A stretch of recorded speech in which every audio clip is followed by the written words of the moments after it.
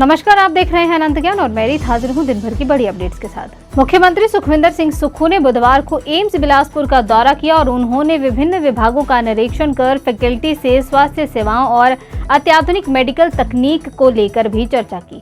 साथ ही वार्डों में मरीजों का हाल भी जाना। सीएम ने कहा कि हिमाचल में आधुनिक मेडिकल तकनीक और स्वास्थ्य सुविधाओं को बढ़ावा दिया जा रहा है।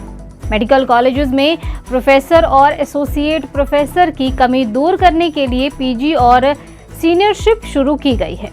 सुपर स्पेशलिटी करके लौटने वाले डॉक्टरों के लिए वॉक इन इंटरव्यू करवाकर उन्हें नियमित असिस्टेंट प्रोफेसर के पद पर नियुक्त किया जाएगा। उन्होंने कहा है कि सरकार फैकल्टी और पैरामेडिकल स्टाफ की कमी दूर करने के साथ तकनीक की सुविधाओं का विस्तार कर रही है। पहले चरण में करीब 5 मेडिकल कॉलेजों को मजबूत किया जा रहा है। हिमाचल प्रदेश में पेट्रोल और हाई स्पीड डीजल पर 60 पैसे प्रति लीटर अनाथ एवं विधवा सेस लागू होने के बाद सियासत गर्मा चुकी है।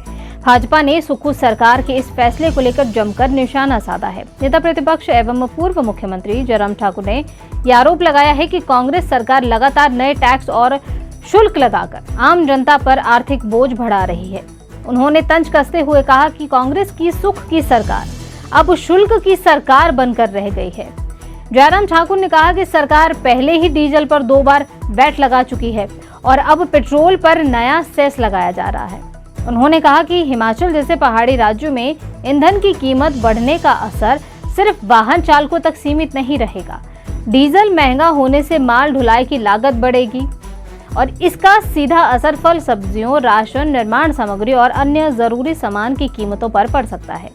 उन्होंने सरकार से जनता पर बढ़ते आर्थिक बोझ को कम करने और नए सेस पर पुनर्विचार करने की मांग उठाई है। भाजपा नेता एवं पूर्व विधायक राजेंद्र राणा बुधवार को अपने समर्थकों के साथ सुजानपुर थाना पहुंचे। इस दौरान उन्होंने पुलिस कार्रवाई पर सवाल उठाते हुए कहा कि अगर सच बोलने पर हथकड़ी लगानी है तो लगा दें, लेकिन वे सच बोलना बंद नहीं करेंगे। राजेंद्र राणा ने आरोप लगाया है कि प्रधानमंत्री नरेंद्र मोदी के खिलाफ अनुचित टिप्पणी करने के मामले में कार्रवाई नहीं की जा रही, जबकि भाजपा नेताओं के खिलाफ शिकायत मिलने के महज 12 घंटे के भीतर ही एफआईआर दर्ज कर दी जाती है। उन्होंने ये सवाल उठाया है कि आखिर ये कैसा न्याय है। राणा ने कहा कि कानून सभी के लिए समान होना चाहिए और राजनीतिक विचारों के आधार पर कार्रवाई में भेदभाव नहीं होना चाहिए। उन्होंने पुलिस प्रशासन से निष्पक्ष कार्रवाई की मांग करते हुए कहा है कि भाजपा कार्यकर्ताओं और नेताओं को डराने या दबाने में लाने की कोशिश की जा रही है। धर्मशाला से विधायक सुधीर शर्मा को आय से अधिक संपत्ति से जुड़े मामले में राज्य सतर्कता एवं भ्रष्टाचार निरोध ब्यूरो ने नोटिस जारी किया है। धर्मशाला विजिलेंस थाने में दर्ज एफआईआर के तहत सुधीर शर्मा को 13 अगस्त को सुबह 11 बजे जांच अधिकारी के समक्ष व्यक्तिगत रूप से पेश होने के निर्देश दिए गए हैं। विजिलेंस ने जांच के दौरान विधायक से कई महत्वपूर्ण दस्तावेज और वित्तीय रिकॉर्ड मांगे हैं। इनमें वर्ष 2015-16 में आयकर रिटर्न में घोषित 70.84 लाख के शेयरों से संबंधित आय और 74.7 लाख रुपए की जमीन बिक्री से जुड़े दस्तावेज शामिल हैं। इसके अलावा रक्कड़ में बने बहुमंजिला मकान के निर्माण खर्च, बिल, वाउचर्स और ठेकेदारों की जानकारी भी मांगी गई है।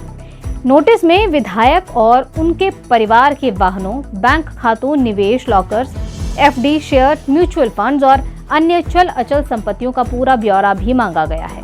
विजिलेंस ने यह स्पष्ट किया है कि निर्धारित समय पर पेश न होने पर या मांगे गए दस्तावेज उपलब्ध न कराने पर बीएनएसएस की धारा 35 के तहत कानूनी कार्रवाई की जा सकती है।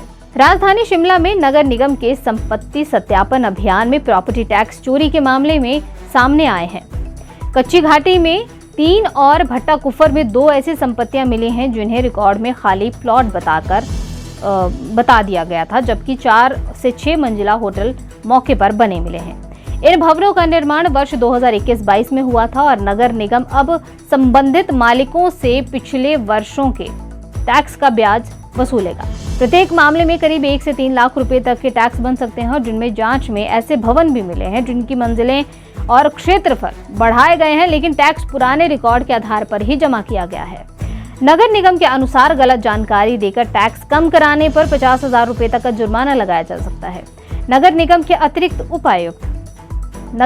अतिरिक्त आयुक्त डॉक्टर भुवन शर्मा का कहना है कि टैक्स चोरी करने वाले भवन मालिकों के खिलाफ नियमानुसार कार्रवाई की जा सकती है और गलत जानकारी देकर कम टैक्स जमा करने वालों से पिछले वर्षों का बकाया टैक्स भी ब्याज सहित वसूला जाएगा। सिरमौर के राजगढ़ के चिचड़ियाधार गांव में बुधवार दोपहर करीब 12 बजे 3 मंजिला मकान अचानक भर कर गिर गया। हादसे के समय घर में 4 लोग मौजूद थे, जिन्हें स्थानीय युवाओं ने मलबे से निकालकर अस्पताल पहुंचाया। हादसे में मकान मालिक भीम सिंह की पत्नी निर्मला देवी और उनकी विवाहित बेटी पूजा की उपचार के दौरान मौत हो गई। वहीं 1.5 वर्षीय नाती अभियाना का इलाज राजगढ़ में चल रहा है, जबकि गंभीर हालत में 1.5 वर्षीय दोती इरा को सोलन रेफर किया गया है। हादसे से कुछ मिनट पहले परिवार की बहू घर से बाहर निकल गई, जबकि भीम सिंह भी मौके पर मौजूद नहीं थे।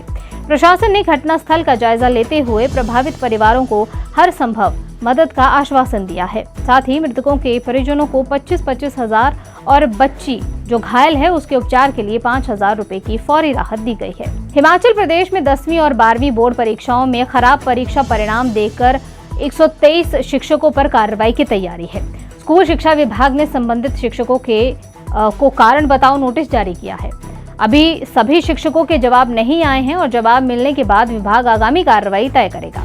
कार्रवाई की जद में 4 प्रधानाचार्य, 3 मुख्य अध्यापक, 19 प्रवक्ता और 66 टीजीटी शामिल हैं।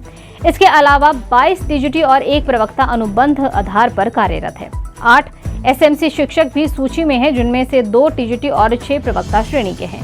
प्रधानाचार्य और मुख्य अध्यापकों की वार्षिक गोपनीयता रिपोर्ट के पुअर परफॉर्मेंस दर्ज की जाएगी, जबकि अन्य शिक्षकों की एक वार्षिक इंक्रीमेंट रोकी जाएगी।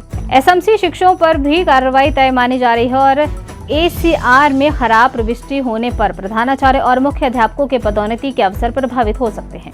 सिरमौर जिले के रेणुका जी विधानसभा क्षेत्र में संगड़ाह पलहार सड़क पर शामरा के समीप मंगलवार बुधवार देर रात एक दर्दनाक सड़क हादसा हो गया। प्रारंभिक जानकारी के अनुसार शव लेकर जा रहा एक बोलेरो कैंपर अनियंत्रित होकर सड़क के नीचे गहरी खाई में जा गिरा।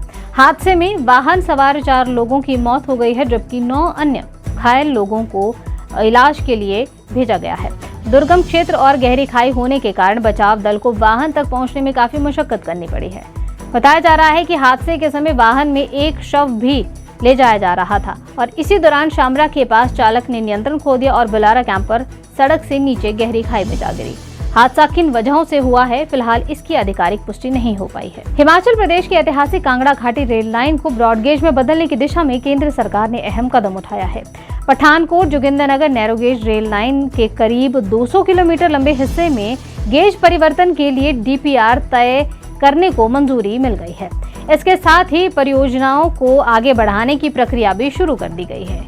केंद्रीय रेल, सूचना एवं प्रसारण तथा इलेक्ट्रॉनिक्स एवं सूचना प्रौद्योगिकी मंत्री अश्विनी वैष्णव ने लोकसभा में कांगड़ा संसदीय क्षेत्र के सांसद डॉक्टर राजीव भारद्वाज के अतारांकित प्रश्न के लिखित उत्तर में ये जानकारी दी। मंत्री ने ये बताया है कि गेज परिवर्तन के लिए एक पेशेवर एजेंसी की नियुक्ति की गई है। कांगड़ा में नशे के खिलाफ पुलिस ने एक बार फिर से बड़ी कार्रवाई की है। 2 अलग-अलग मामलों में पुलिस ने 21.66 ग्राम चिट्टा बरामद कर 5 आरोपियों को गिरफ्तार किया है। कार्रवाई के दौरान पुलिस ने नशे की तस्करी में इस्तेमाल 2 वाहनों को भी कब्जे में ले लिया है। पहला मामला कांगड़ा बाईपास के हनुमान घाट का है। यहाँ पुलिस टीम ने नाकाबंदी के दौरान एक ऑल्टो कार को रोककर तलाशी ली। कार से 6.66 ग्राम चिट्टा बरामद हुआ। पुलिस ने मौके पर अमन राणा और पार्थ शर्मा को गिरफ्तार किया है। वहीं दूसरा मामला नगरोटा बगवा का है।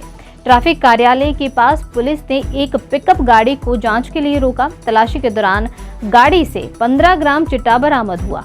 पुलिस ने मामले में प्रवीण कुमार, अंकुश कुमार और अनिल को गिरफ्तार किया है। दोनों मामलों में पुलिस ने अब तक ये पता लगाने में जुटी हुई है कि आरोपियों को चिट्टा कहां से मिला है और इसके पीछे नशे के नेटवर्क में कौन कौन लोग जुड़े हुए हैं। फिलहाल इस बुलेटिन में इतना ही। बाकी की तमाम जानकारी के लिए आप जुड़े रहिए अनंत ज्ञान के साथ।